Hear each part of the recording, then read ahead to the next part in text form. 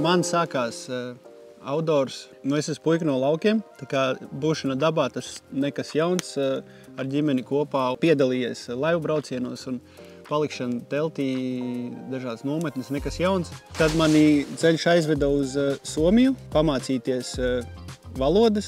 Viss skolas kolektīvs tika nosūtīts uz atpūtas vietu, kur aktivitātes priekš mums nodrošināja organizācija, kas apmāca turistu instruktorus. Un tad tajā momentā uz to no malas skatoties, tajā brīdī es nodomāju, wow, tas varētu būt forša nodarbošanās, ka tu ej dabā, baudī visas šīs aktivitātes un tādā veidā paralēli vēl nopelni sev iztikai līdzekļus.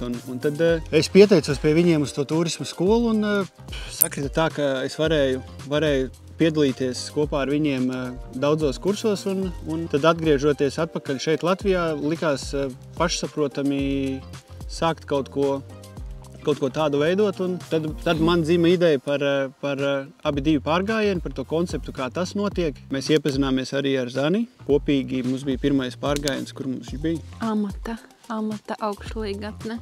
Mēs gājām 2 dienu pārgājienu. Pirmo reizi mūžā es piedzīvoju pārgājienu. Pirms tam man vispār nebija nekādas saprašanas, kas tas ir, un Edgars man uzlika mugurā. To pašu, ko šodien apmēram. To pašu, ko šodien, jā, bet šodien es zināju, kas man sagaida. Bet tad es vispār neko nezināju, kas man sagaidīs, un bija grūti, bet es turējos, jo es jau nevarēju tā parādīt, ka nē, es nevarēšu to noiet vai kā, bet izdevās jau ar sāpošām kājām, pleciem un gurnu daļu. Ļoti sāpēja nākošajā dienā, bet izturēju. Bet bija skaisti forši? Jā, ļoti skaisti. Savā ziņā tad tur notika mums arī tā sarīvēšanās kaut kāda. Zane no manas puses tajā brīdī tika nedaudz pārbaudīta varbūt. Akceptēta, jā. Bet abi divi tad jau darbojās, jo abi divi tev palīdzēja. Jā, Ieva man palīdzēja uztaisīt to konceptu, baudāmu to saturisko sadaļu. To siltumu ielika iekšā tajā visā pasākumā. Gājām ar Zani garo pārgājienu Kolka dubulti. Tur starp citu arī ar Mārtiņa, ar tavu atbalstu arī iepriekš pirms tam tika izrunāts plāns par to, kad varētu notikt bildināšana.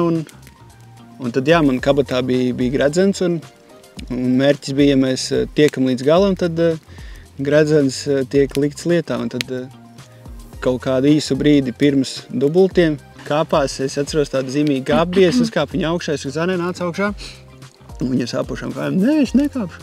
Es domāju, kāp augšā. Tad viņi uznāca augšā, un tad tas tur notika. Tad jau tālāk līdz dubultiem ir tīraisnieks. Aizskrējām. Aizlidojām. Bet tad tālāk atkal no tā solis pa solim, un mums ir abi divi dvīņi. Nevis divi, bet viens dvīņu pārīts radies tā rezultātā. Un daudzi mums ir teikuši, tā ir, ka daudzina abi divi. Tikām pie abi divi. Jā, piesaucām.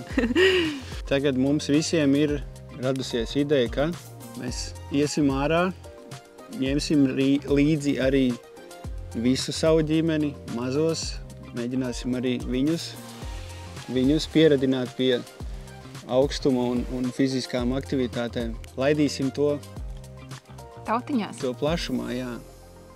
Tā kā sekojiet, gribat pievienoties, nākt līdzi, dodat ziņu. Būs forši. Iesim un baudīsim.